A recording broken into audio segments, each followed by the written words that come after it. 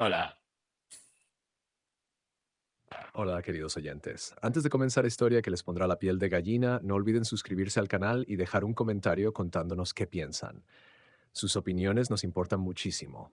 Ahora sí, prepárense, porque lo que están a punto de escuchar cambiará su forma de ver las apariencias. La copa de cristal de Baccarat se estrelló contra el suelo de mármol travertino del salón y el Chateau Margaux 1995, valorado en 3.000 euros la botella, se esparció como sangre sobre las baldosas italianas. Pero nadie en aquella cena de gala se movió para limpiarlo. Todos los ojos estaban clavados en don Roberto Sandoval, mientras señalaba con un dedo acusador a la mujer rubia que permanecía petrificada junto a la mesa del buffet.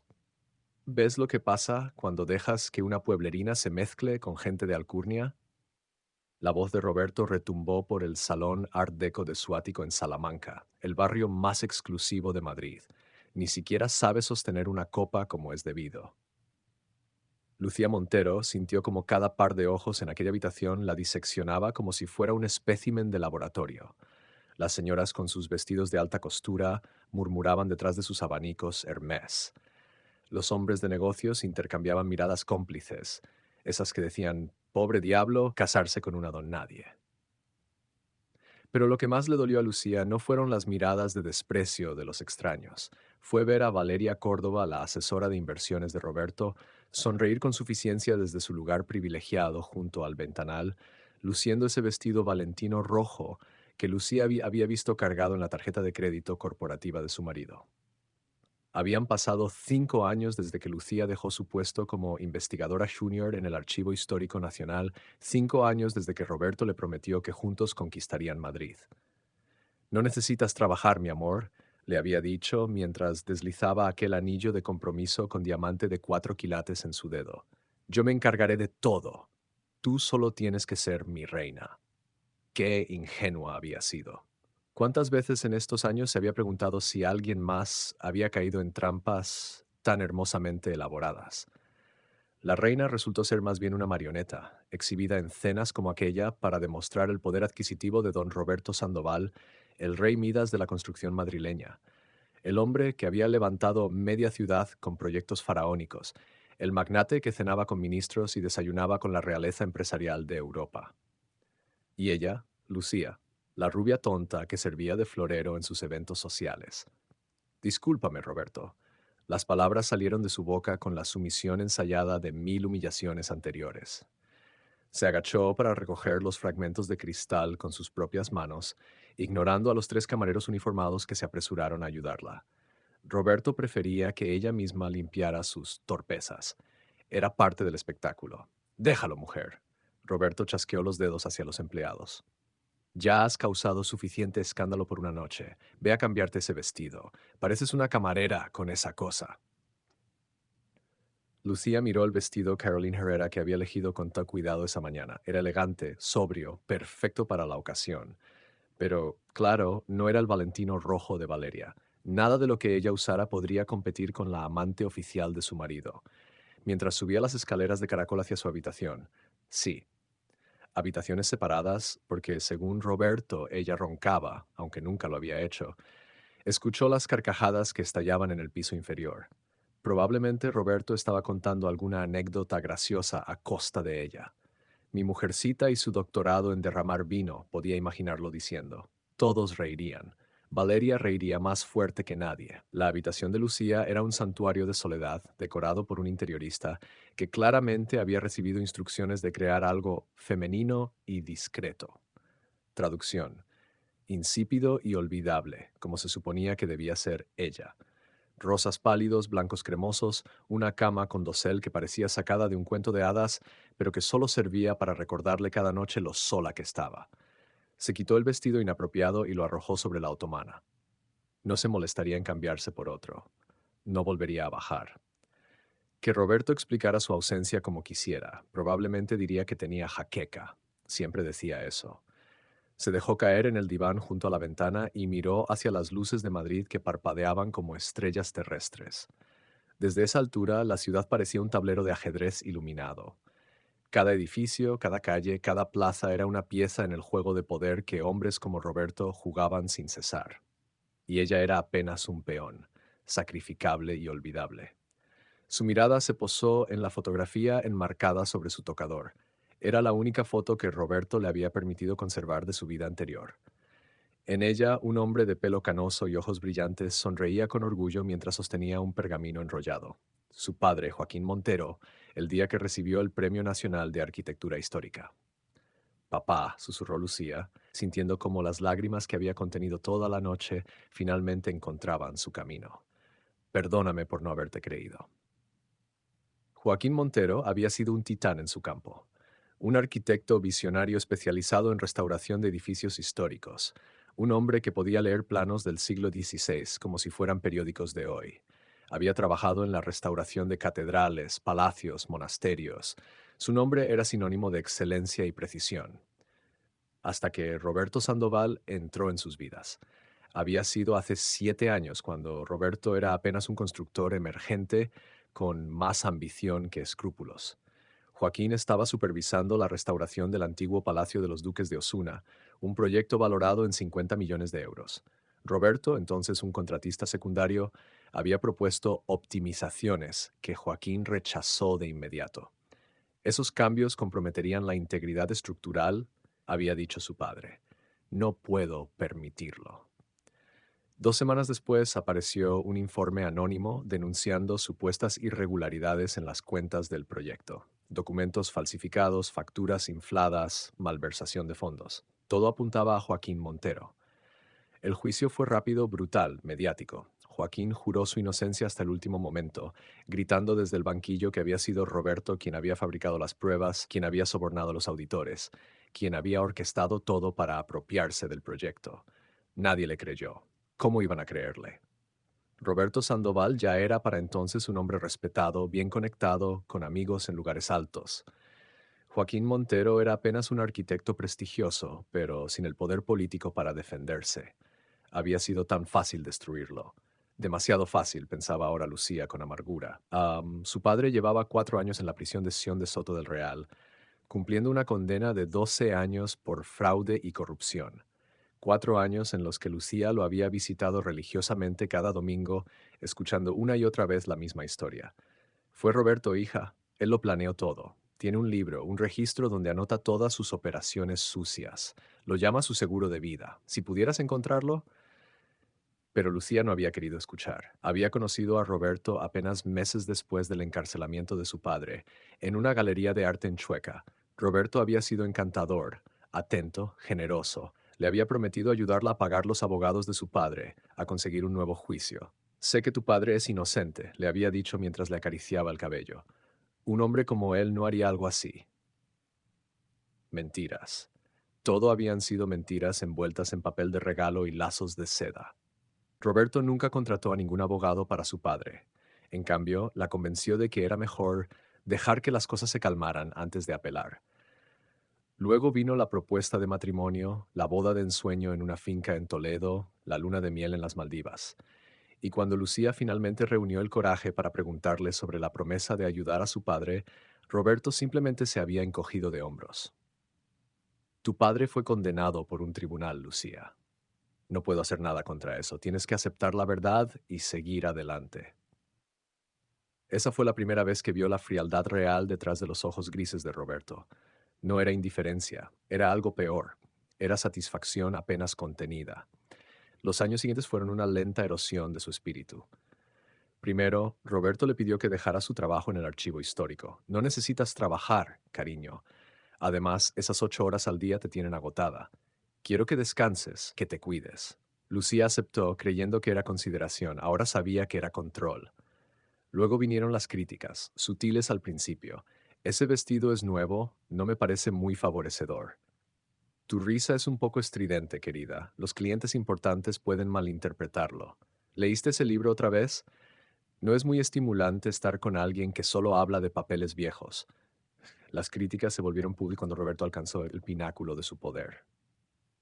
Cuanto más exitoso se volvía, más pequeña necesitaba que fuera ella. En cenas como la de esta noche la humillaba abiertamente y sus amigos se reían. Es el precio de la belleza sin cerebro, había dicho una vez el ministro de Fomento mientras todos asentían. Lucía había querido gritar que tenía una licenciatura en Historia del Arte, que había sido la mejor de su promoción, que podía leer latín y griego antiguo, pero se quedó callada, como siempre. Y luego estaba Valeria. Valeria Córdoba había aparecido hace 2 años como la nueva directora de Desarrollo Estratégico de Sandoval Construcciones. Era todo lo que Lucía no era: morena, segura de sí misma, con un MBA de Harvard y una ambición que rivalizaba con la de Roberto. También era evidentemente la amante de su marido. Roberto ni siquiera se molestaba en ocultarlo. Valeria lo acompañaba a viajes de negocios que duraban semanas. Cenaban juntos en restaurantes donde los paparazzi los fotografiaban discutiendo estrategias corporativas. Roberto llegaba a casa oliendo a Chanel número 5, el perfume favorito de Valeria. Y cuando Lucía finalmente reunió el coraje para confrontarlo, Roberto simplemente se rió. ¿Estás celosa, Lucía? Qué tierno. Valeria es una colega, una profesional, algo que tú nunca entenderías porque dejaste de trabajar hace años. Si hay algo entre nosotros, es intelectual. Tú y yo teníamos química, pero un hombre necesita más que una cara bonita para estimularse. Esas palabras la habían destruido más que cualquier bofetada, porque en el fondo una parte de Lucía se las creía. Se había vuelto invisible en su propia vida, una sombra decorativa en la mansión de Roberto. Esta noche, mientras miraba las luces de Madrid, algo cambió dentro de ella. Tal vez fue la humillación pública.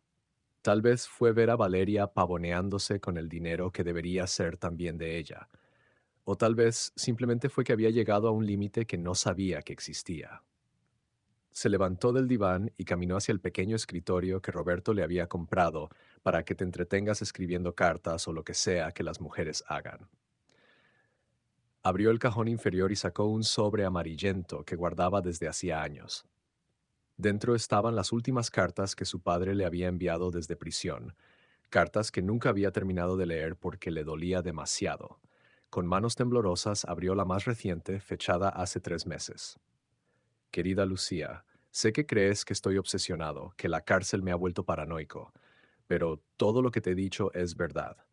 Roberto Sandoval construyó su imperio sobre mentiras y documentos falsificados. Yo no fui su primera víctima ni seré la última. El libro del que te he hablado existe.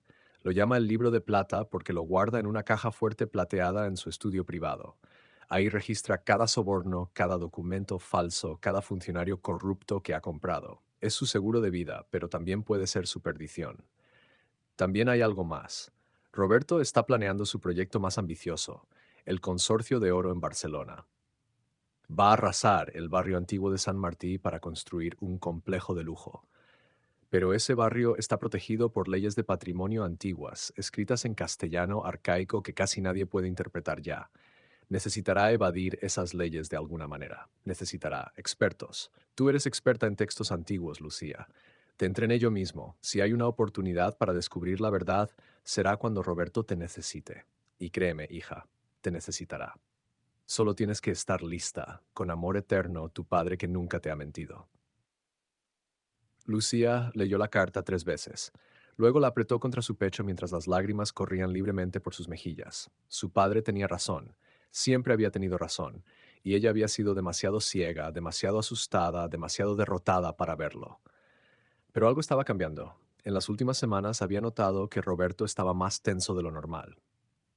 Pasaba horas encerrado en su estudio, gritando por teléfono en catalán, un idioma que había aprendido para hacer negocios en Barcelona. Había escuchado palabras como legislación antigua, títulos de propiedad, documentos del siglo XVII. Y hace apenas 3 días, durante un desayuno tenso, Roberto había murmurado algo sobre textos imposibles de traducir mientras golpeaba furiosamente su iPad. El Consorcio de Oro, el proyecto del que hablaba su padre, estaba pasando. Un golpe en la puerta la sacó de sus pensamientos. Era Marta, la única empleada doméstica que trataba a Lucía con algo parecido al respeto. Señora Lucía, don Roberto pide que baje. Dice que es urgente, algo sobre un asunto de negocios que requiere su experiencia. Lucía sintió como el corazón se le aceleraba. ¿Su experiencia? Roberto nunca pedía su opinión sobre nada, mucho menos sobre negocios. Dile que bajo en 5 minutos. Cuando Marta se fue, Lucía se miró en el espejo. La mujer que le devolvió la mirada ya no era la marioneta sumisa de hace unas horas. Había algo diferente en esos ojos azules, algo peligroso. Si Roberto te necesita, murmuró para sí misma mientras se ponía un vestido negro simple pero elegante, entonces por primera vez en 5 años tengo algo que él quiere. Se recogió el cabello en un moño bajo, se aplicó un toque de rímel y bajó las escaleras. Los invitados ya se habían ido. Solo quedaban Roberto, Valeria y 3 hombres con trajes caros que Lucía no reconoció. Estaban reunidos alrededor de la mesa del comedor, cubierta de documentos y planos. Ah, finalmente decides honrarnos con tu presencia. La voz de Roberto era ácida, pero había algo más ahí. ¿Desesperación? Ven aquí, necesito que mires algo. Lucía se acercó lentamente, consciente de que todas las miradas estaban sobre ella. Valeria la observaba con una mezcla de curiosidad y desdén.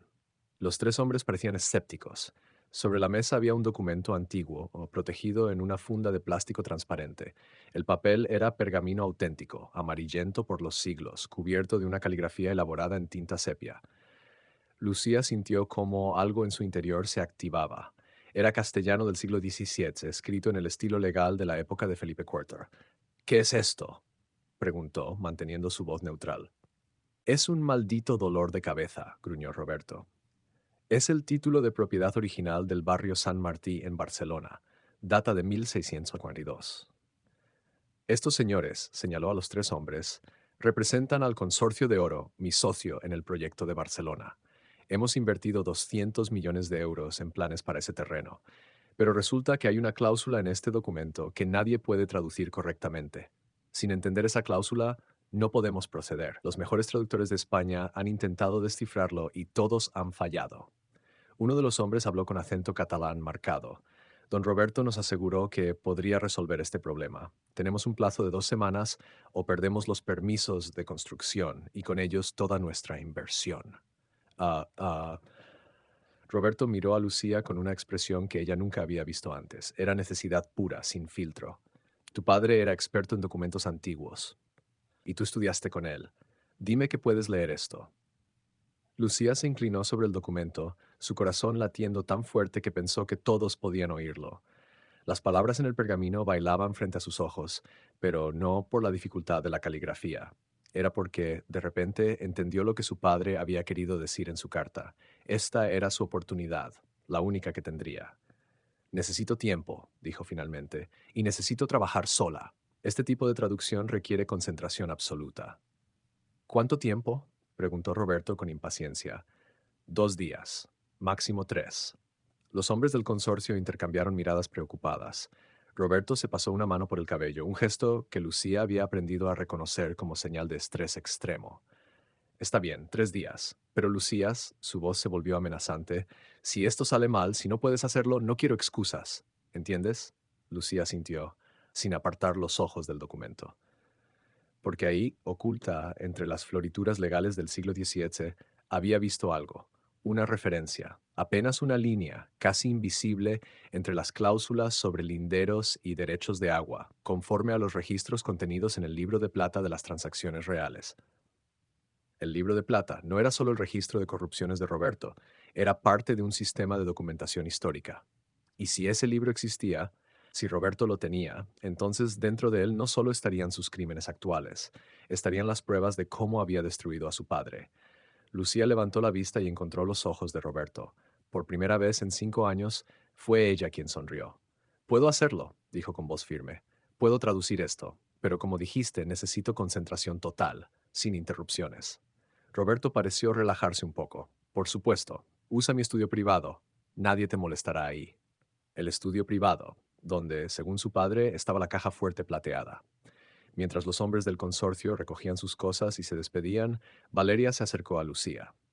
No sabía que tenías cerebro además de cara bonita, dijo con voz melosa.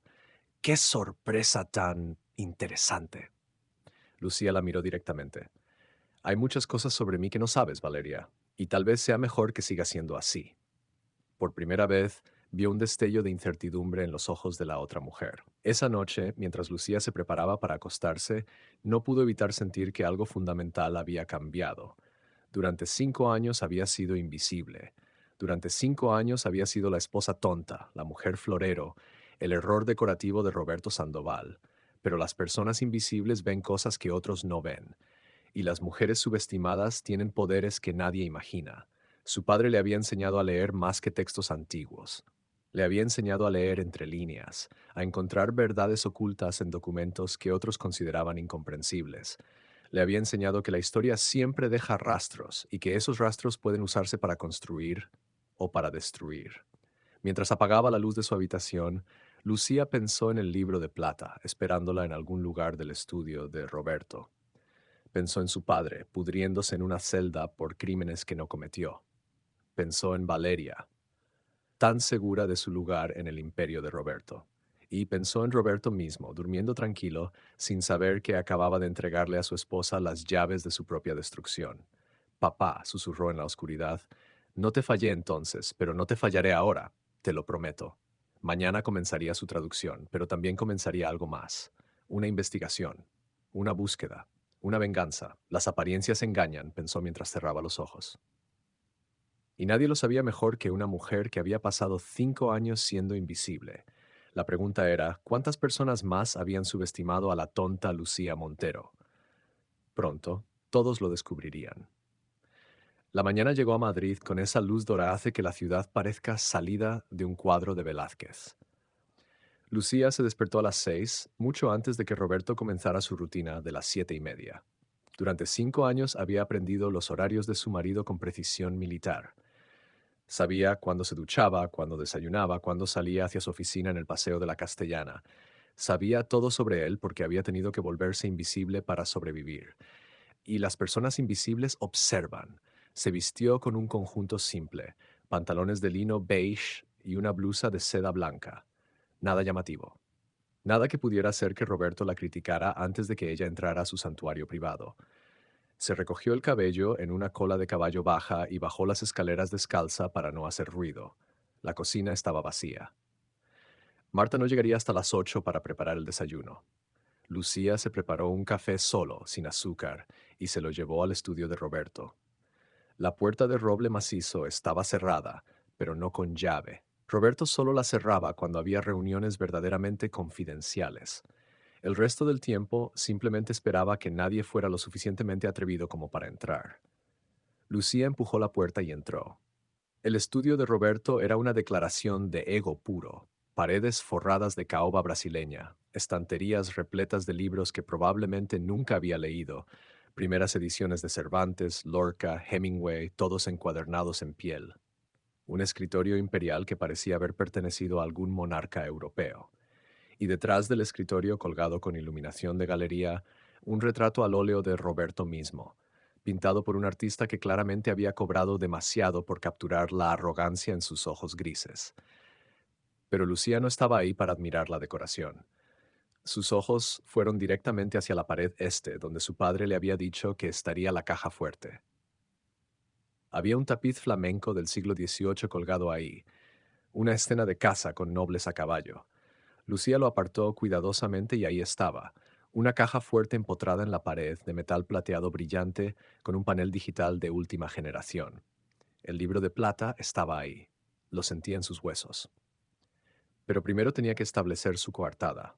Colocó el pergamino del consorcio de oro sobre el escritorio, sacó su laptop personal que Roberto le había comprado hace años y que apenas usaba, y comenzó a fotografiar el documento desde todos los ángulos. Necesitaba que pareciera que estaba trabajando intensamente en la traducción. Y en parte lo estaba. El documento era genuinamente complejo. Estaba escrito en castellano del siglo XVII, durante el reinado de Felipe IV, utilizando términos legales arcaicos que habían caído en desuso hacía siglos. Hablaba de linderos, derechos de agua, servidumbres de paso, pero la cláusula que había detenido a todos los traductores estaba en el tercer párrafo, escrita con una caligrafía particularmente rebuscada. Ninguna edificación de nueva planta podrá erigirse en los terrenos descriptos sin que se presente constancia fehaciente de que los títulos de propiedad han sido validados conforme a los registros contenidos en el libro de plata de las transacciones reales, custodiado por la Casa de Contratación de Barcelona, bajo pena de nulidad absoluta de cualquier construcción así ejecutada. Lucía sonrió para sí misma. Esto era brillante. Los redactores legales del siglo XVII habían creado un sistema de checks and balances para prevenir fraudes inmobiliarios. El libro de plata de las transacciones reales era un registro oficial donde se anotaban todas las compraventas de propiedades importantes. Sin una entrada en ese libro, cualquier título de propiedad podía ser impugnado.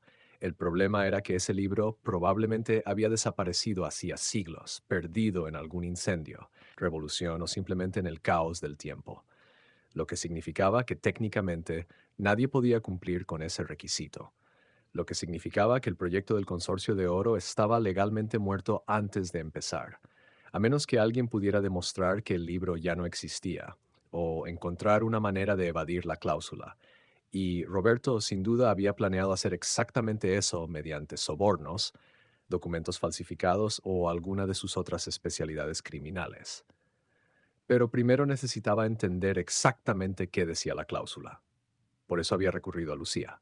Qué irónico. El hombre que había destruido a su padre usando documentos falsificados ahora necesitaba la ayuda de la hija de ese mismo hombre para interpretar documentos antiguos que podrían detener su proyecto más ambicioso. Había algo casi poético en eso, casi shakespeariano, pensaría alguien que hubiera estado en el lugar de Lucía. Pasó las siguientes 2 horas trabajando genuinamente en la traducción, tomando notas detalladas en su laptop. No porque quisiera ayudar a Roberto, sino porque necesitaba entender exactamente en qué lío legal se había metido. Conocimiento es poder, le había enseñado su padre, y ella necesitaba todo el poder posible. A las 8:20 escuchó los pasos de Roberto en el piso superior. El agua de la ducha, su rutina de afeitado que siempre duraba exactamente 12 minutos. Lucía guardó rápidamente su laptop y sacó un cuaderno de notas antiguo, uno de los que había usado en la universidad para sus investigaciones. Era mejor que Roberto la viera trabajando con métodos analógicos. Eso reforzaría su imagen de la esposa académica, pero no amenazante. Roberto entró al estudio a las 8:45, ya vestido con uno de sus trajes Brioni de 3.000 euros. Olía a Acqua di Parma y arrogancia. Y bien, su voz era brusca, sin buenos días ni ninguna cortesía básica. ¿Has avanzado algo o sigues igual de perdida que esos traductores inútiles que contraté?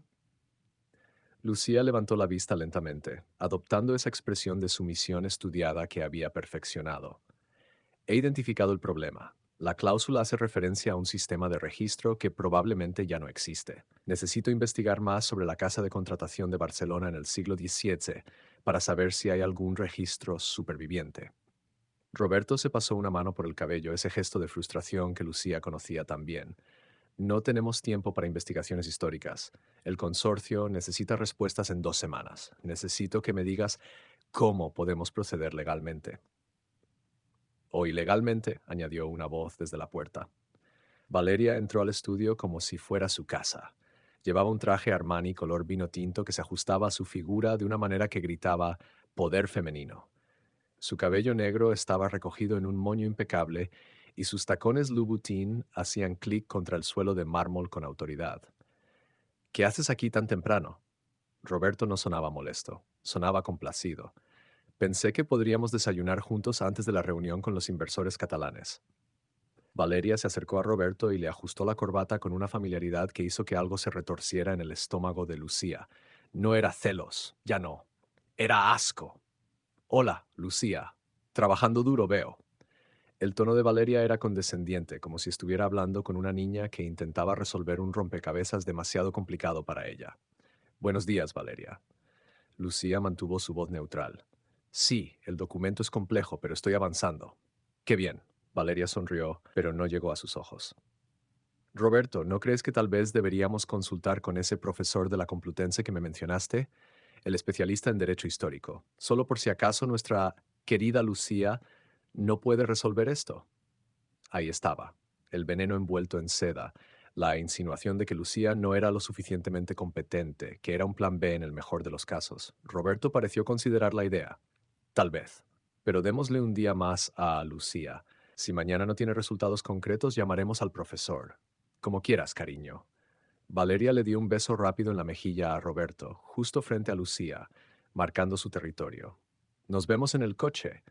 Voy a preparar el dossier para los catalanes. Cuando Valeria se fue, Roberto se volvió hacia Lucía. Un día. Tienes hasta mañana a esta hora para darme algo útil. Y Lucía se inclinó sobre el escritorio, invadiendo su espacio. Si fallas en esto, Será solo otra confirmación de que dejarte tu trabajo fue lo correcto. Ay, las mujeres como tú no están hechas para el mundo real de los negocios. Lucía apretó el bolígrafo con tanta fuerza que pensó que se rompería, pero mantuvo la cara imperturbable. Entiendo, Roberto, no te decepcionaré. Roberto asintió y salió del estudio, dejando tras de sí una estela de colonia cara y desprecio. En cuanto escuchó la puerta principal cerrarse y el motor del Mercedes AMG de Roberto alejándose, Lucía dejó escapar el aliento que había estado conteniendo. Tenía tal vez 9 horas antes de que Roberto volviera para la cena. 9 horas para hacer lo imposible. Se levantó y caminó hacia la caja fuerte plateada. El panel digital mostraba un mensaje, código de 8 dígitos. 8 dígitos, millones de combinaciones posibles, imposible de descifrar por fuerza bruta. Pero Lucía había vivido con Roberto durante 5 años. Había observado cada uno de sus hábitos, cada una de sus manías. Los hombres como Roberto eran predecibles en su arrogancia. Usaban códigos que eran fáciles de recordar para ellos, pero que creían que nadie más adivinaría. Probó la fecha de nacimiento de Roberto, 1575. Negado. Probó la fecha de su mayor triunfo empresarial, cuando ganó el contrato para construir las Torres Castellana, 1203-2018. Negado. Probó el día que conoció a Valeria, una fecha que había visto marcada en el calendario de Roberto con un corazón dibujado al margen, 2305-2022. Negado. Lucía se quedó mirando el panel, sintiendo cómo la frustración comenzaba a apoderarse de ella. Solo tenía 3 intentos más antes de que el sistema se bloqueara y activara una alerta. Tenía que pensar. Tenía que... Y entonces lo vio. Sobre el escritorio de Roberto, entre papeles y carpetas, había una fotografía enmarcada. No era de Valeria ni de Roberto mismo. Era del Palacio de los Duques de Osuna, el edificio cuya restauración había estado supervisando su padre cuando fue arrestado. La fecha de finalización del proyecto estaba grabada en una placa al pie de la foto, 08-11-2017, el día que Roberto había destruido a Joaquín Montero, el día que había robado su proyecto, el día que había comenzado su verdadero ascenso al poder. Con manos temblorosas, Lucía ingresó, 08-12-17. La caja fuerte emitió un pitido suave y la puerta se abrió con un chasquido. Lucía sintió como el corazón se le detenía. Dentro de la caja fuerte había varios objetos, fajos de billetes en euros, dólares y libras esterlinas, documentos en carpetas de cuero, un Rolex que probablemente valía más que un coche de lujo, y ahí al fondo un libro encuadernado en cuero plateado con letras grabadas en oro, libro de plata R.S. Lo sacó con manos temblorosas. Era pesado, del tamaño de un libro de contabilidad antiguo. Lo abrió y comenzó a pasar las páginas, y lo que vio la dejó sin aliento. Era exactamente lo que su padre había descrito. Un registro meticuloso de cada operación sucia que Roberto había realizado en los últimos 15 años. Nombres, fechas, cantidades. Funcionarios sobornados, el director de urbanismo de Madrid, 150.000 euros, documentos falsificados, títulos de propiedad Samper 2019, testigos intimidados, competidores saboteados, y ahí, en la página 47, estaba todo. Proyecto Osuna, eliminación de competencia, Joaquín Montero. Fecha, noviembre 2017. Método, falsificación de documentos contables. Contacto, Aurelio Vega, auditor corrupto, pagado 80.000 euros. Resultado, Montero condenado a 12 años. Proyecto adquirido por Sandoval Construcciones. Ganancia neta, 12 millones de euros. Notas. Hija de Montero, Lucía parece no sospechar nada. Mantener vigilada. Posible uso futuro como activo o responsabilidad según evolución. Lucía tuvo que sentarse. Las palabras bailaban frente a sus ojos, pero su significado era cristalino. Roberto no solo había destruido a su padre, había planeado todo con meses de anticipación, y la había conocido, la había cortejado, la había casado sabiendo exactamente quién era ella. Todo había sido calculado. Posible uso futuro como activo o responsabilidad. Así era como Roberto la veía, como una herramienta, como algo que podría ser útil o descartable. Las manos de Lucía temblaban tanto que casi deja caer el libro, pero no podía permitirse el lujo de derrumbarse ahora. Tenía que actuar, tenía que... Escuchó un ruido en el piso superior. Pasos. Alguien estaba en la casa. Lucía cerró el libro rápidamente y lo metió de vuelta en la caja fuerte. Cerró la puerta y el panel digital volvió a su estado bloqueado. Corrió hacia el escritorio y se sentó justo cuando Marta aparecía en la puerta del estudio con una bandeja. Señora Lucía, le traigo el desayuno. Don Roberto me pidió que me asegurara de que comiera algo mientras trabaja. Lucía intentó calmar su respiración acelerada. Gracias, Marta. Déjalo ahí, por favor. Marta colocó la bandeja, tostadas con aceite de oliva, jamón ibérico, zumo de naranja recién exprimido, sobre una mesa auxiliar. Pero en lugar de irse, se quedó parada, mirando a Lucía con una expresión extraña. ¿Ocurre algo, Marta? La mujer mayor vaciló. Llevaba trabajando para Roberto desde antes de que Lucía llegara a la casa. Siempre había sido discreta, profesional, invisible, como se esperaba que fuera una empleada doméstica. Pero en ese momento había algo diferente en sus ojos. Señora Lucía, dijo en voz baja, ¿puedo preguntarle algo? Claro. ¿Su padre es Joaquín Montero, el arquitecto? Lucía se tensó. Sí. ¿Por qué? Marta miró hacia la puerta, asegurándose de que estaban solas.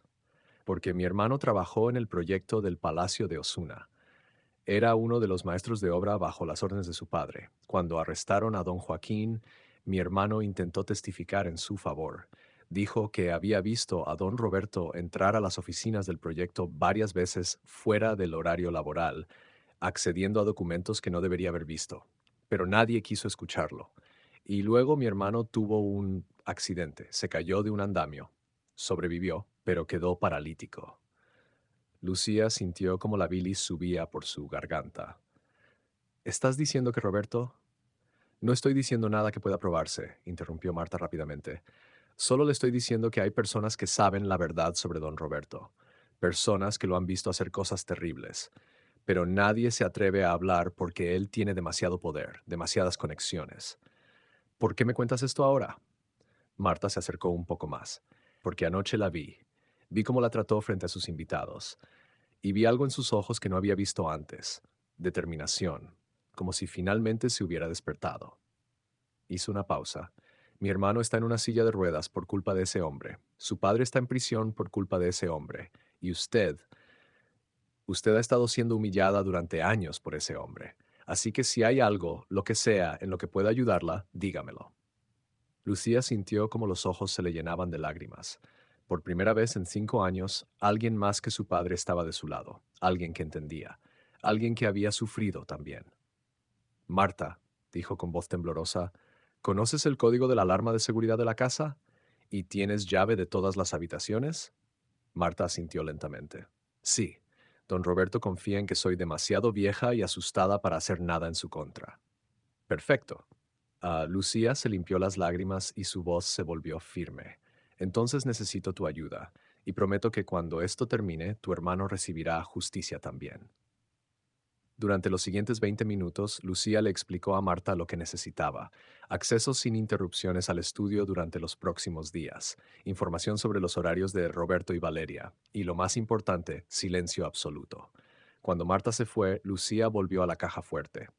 Esta vez trabajó más rápido, sacó el libro de plata y comenzó a fotografiar cada página con su teléfono móvil. 347 páginas de evidencia criminal. Cada foto era clara, legible, admisible en un tribunal. Los siguientes días fueron un torbellino. La fiscalía ejecutó las órdenes de arresto al amanecer del sábado. Roberto fue sacado de su ático en esposas, con fotógrafos capturando cada momento. Las imágenes aparecieron en todos los periódicos.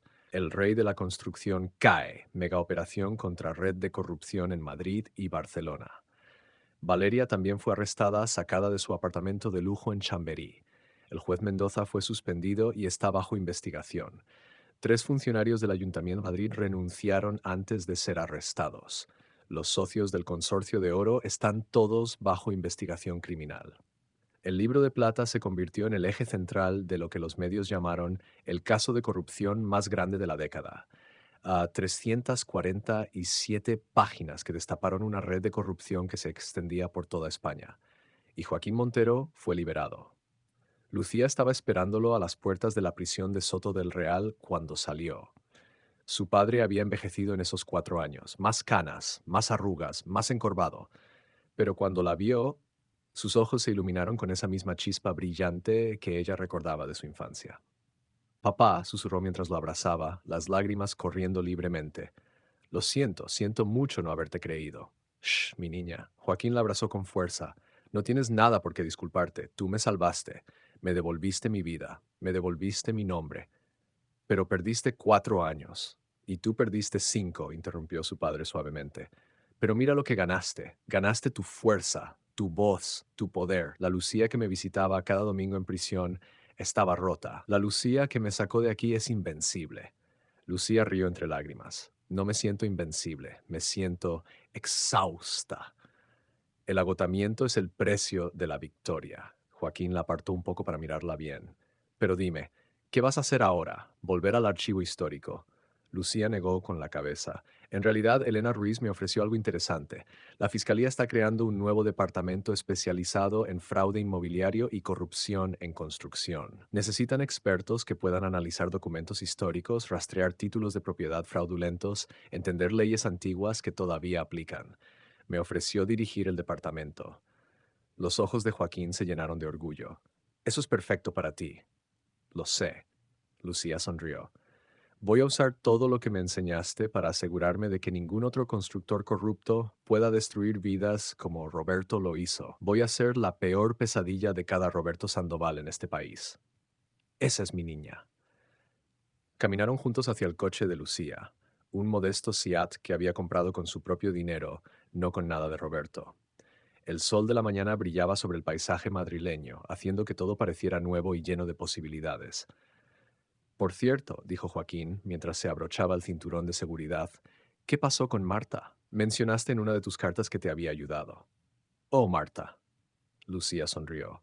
Roberto tenía que vender el ático para pagar sus abogados defensores. Yo compré la propiedad en una subasta judicial por una fracción de su valor. Ahora Marta es mi empleada de tiempo completo, y su hermano está recibiendo el mejor tratamiento de rehabilitación que el dinero puede comprar.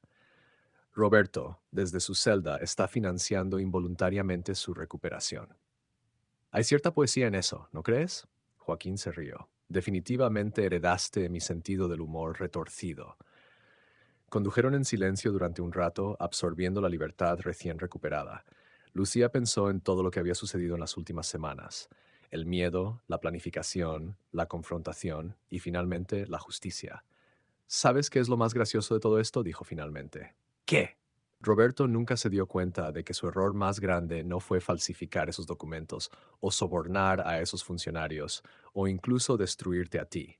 Su error más grande fue subestimarme. Fue verme solo como un accesorio decorativo en lugar de como una persona real con un cerebro, educación y determinación. Si me hubiera tratado con un mínimo de respeto, si hubiera sido, aunque sea un poco amable, yo probablemente nunca hubiera entrado a ese estudio. Nunca hubiera buscado ese libro. Nunca hubiera contactado a Elena. La arrogancia, dijo Joaquín pensativamente, siempre ha sido el talón de Aquiles de los tiranos. Se rodean de personas a las que menosprecian sin darse cuenta de que esas mismas personas tienen el poder de destruirlos.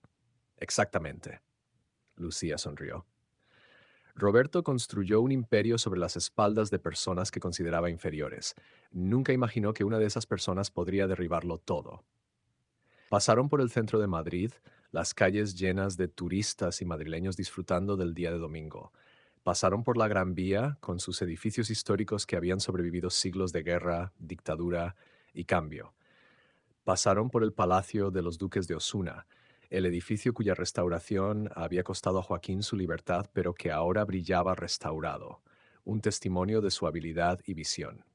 6 meses después, el juicio de Roberto Sandoval se convirtió en el evento mediático del año.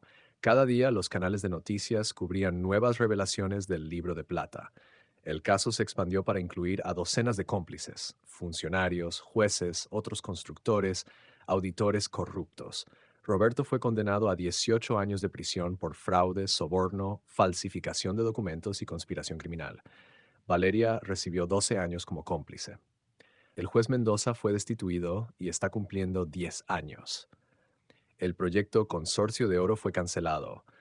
El barrio San Martí de Barcelona fue declarado Patrimonio Histórico Protegido.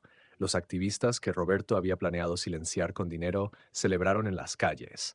Y Lucía Montero, ahora usando su nombre de soltera otra vez, se convirtió en la directora del Departamento de Fraude Inmobiliario Histórico de la Fiscalía Anticorrupción. En su primer año, su departamento desmanteló 5 redes de corrupción adicionales, recuperó millones en activos robados y ayudó a exonerar a 3 personas que habían sido injustamente condenadas por crímenes similares al de su padre. Elena Ruiz y Lucía se volvieron no solo colegas, sino amigas cercanas. Juntas formaron un equipo formidable que los medios apodaron las Incorruptibles. En cuanto a Lucía, personalmente, compró un apartamento pequeño pero acogedor en el barrio de Lavapiés. No era tan lujoso como el ático de Salamanca, pero era suyo. Cada mueble, cada decoración, cada libro en las estanterías había sido elegido por ella. Era un espacio lleno de su personalidad, no de la de alguien más. Su padre vivía cerca, en un apartamento que el gobierno le había proporcionado como compensación parcial por su encarcelamiento injusto. Cenaban juntos al menos 3 veces por semana, cocinando recetas de la abuela de Lucía y hablando sobre arquitectura, historia, justicia. Y Marta, su aliada inesperada en todo este viaje, se había convertido en algo más que una empleada. Era amiga, consejera y, en muchos sentidos, una segunda madre. Su hermano, después de meses de rehabilitación intensiva, había recuperado algo de movimiento en sus piernas. No volvería a caminar completamente, pero podía estar de pie. Y eso, decía él, era suficiente para sentirse humano otra vez. Una tarde de junio, Lucía recibió un email inesperado. Era de una periodista de investigación de The Guardian que estaba escribiendo un artículo sobre mujeres que habían derribado imperios de corrupción desde dentro. Me gustaría entrevistarla sobre su experiencia con Roberto Sandoval, escribía la periodista. Su historia es extraordinaria. Una mujer que fue sistemáticamente subestimada y humillada, pero que usó precisamente esa invisibilidad como su arma más poderosa. Creo que podría inspirar a muchas otras mujeres que están en situaciones similares. Lucía leyó el email varias veces. La idea de compartir su historia públicamente le daba nervios, pero luego pensó en todas las Lucías que existían ahí afuera. Mujeres inteligentes, capaces, fuertes, que habían sido convencidas de que eran menos que eso. Mujeres que estaban siendo humilladas, controladas, subestimadas por hombres que se creían invencibles. Si su historia podía darles, aunque sea una chispa de esperanza, aunque sea un gramo de valentía, valía la pena compartirla. Respondió, acepto la entrevista, pero con una condición: quiero que el artículo incluya información sobre recursos para mujeres en relaciones abusivas controladoras, y quiero que mencione que la invisibilidad puede ser poder, que ser subestimada es a veces la mayor ventaja que puedes tener. La entrevista se publicó 3 meses después con el título La esposa invisible: cómo Lucía Montero derribó al rey de la construcción de España desde las sombras. Se volvió viral, millones de lecturas, miles de comentarios, mujeres de todo el mundo compartiendo sus propias historias de subestimación y eventual triunfo. Y en su celda de la prisión de Soto del Real, irónico, la misma prisión donde había estado Joaquín, Roberto Sandoval leyó el artículo en el periódico que le permitían tener una vez por semana. Según el guardia que estaba de turno ese día, Roberto se quedó mirando la foto de Lucía, confiada, poderosa, sonriendo, durante largos minutos. Luego arrugó el periódico lentamente y lo tiró a la basura. Mi mayor error, murmuró, aunque nadie le había preguntado, fue no ver que la mujer más peligrosa en cualquier habitación es siempre la que todos ignoran. El guardia simplemente se encogió de hombros y siguió con sus rondas. Epílogo. Lucía estaba en su oficina de la fiscalía, revisando un caso nuevo sobre fraude en restauración de monumentos históricos, cuando su teléfono sonó. Era su padre. Hola, papá. ¿Todo bien? Más que bien, mi niña. Adivina qué. La Universidad Complutense me acaba de ofrecer una cátedra. Quieren que enseñe arquitectura histórica y restauración. Aparentemente, ser exonerado públicamente después de un caso de corrupción masiva es bueno para el currículum. Lucía se rió. Papá, eso es increíble. ¿Vas a aceptar? Ya acepté. Y hay más. Quieren crear un programa especial sobre ética en arquitectura y construcción. Usar mi caso como estudio para enseñar a los estudiantes sobre las consecuencias de la corrupción. Tu historia también sería parte del currículum. ¿Mi historia? Sí, quieren enseñar no solo sobre cómo detectar fraude, sino sobre cómo la valentía individual puede desmantelar sistemas corruptos. Quieren que tú des una conferencia el semestre que viene. ¿Te interesa? Lucía miró alrededor de su oficina. Las paredes estaban cubiertas de casos resueltos, vidas restauradas, justicia servida. Cada archivo representaba a alguien que, como ella y su padre, había sido víctima de hombres poderosos que creían estar por encima de la ley. Me encantaría, dijo finalmente, con una condición. Quiero hablar no solo sobre lo que hice, sino sobre lo que cualquiera puede hacer, porque la verdad, papá, es que no hice nada extraordinario. Solo usé las habilidades que tenía, la observación que había desarrollado y la determinación que me diste tú. Cualquier persona, en las circunstancias correctas, con el apoyo adecuado, puede hacer lo mismo. Esa, dijo Joaquín con voz emocionada, es exactamente la lección que necesitan aprender. Después de colgar, Lucía se quedó sentada en su escritorio durante un largo momento. Pensó en la Lucía de hace un año, asustada, pequeña, convencida de que era insignificante. La mujer que dejaba que Roberto la humillara en público. La mujer que había dejado morir sus sueños y su carrera por un hombre que nunca la valoró. Esa Lucía se había ido. En su lugar estaba alguien nuevo, o tal vez no nuevo, sino redescubierto. La verdadera Lucía, la que siempre había estado ahí, esperando el momento correcto para emerger. Se levantó y caminó hacia la ventana de su oficina. Desde el quinto piso podía ver Madrid extendiéndose ante ella. Una ciudad de historia y futuro entrelazados. Una ciudad donde si mirabas lo suficientemente cerca podías ver las capas del tiempo apiladas unas sobre otras. Y Lucía entendía algo sobre esas capas ahora. Entendía que el pasado no era algo para demoler o ignorar, era algo para aprender, para estudiar, para usar como fundamento para construir algo mejor. Roberto había querido demoler el pasado para construir su futuro, pero Lucía había usado el pasado, su entrenamiento, la historia que conocía, las lecciones que había aprendido, para construir justicia. Había una diferencia fundamental ahí, una que Roberto nunca entendería, incluso con 18 años en prisión para pensarlo. Su teléfono vibró otra vez. Esta vez era Elena Ruiz. Tenemos un caso nuevo. Gran constructor en Valencia, posible red de corrupción similar a Sandoval. ¿Puedes revisar algunos documentos de propiedad del siglo XIX que parecen haber sido falsificados? Lucía sonrió. En camino. Recogió su maletín, se puso su abrigo y salió de la oficina. Tenía trabajo que hacer, tenía justicia que servir, tenía finalmente una vida que era completamente suya. Y mientras caminaba por los pasillos de la fiscalía con la cabeza en alto y los pasos seguros, Lucía Montero, la mujer que había sido invisible, subestimada y humillada, se sintió completamente visible por primera vez en su vida. No porque alguien más finalmente la viera, sino porque finalmente se veía a sí misma. Y esa, pensó, era la venganza más dulce de todas. Fin.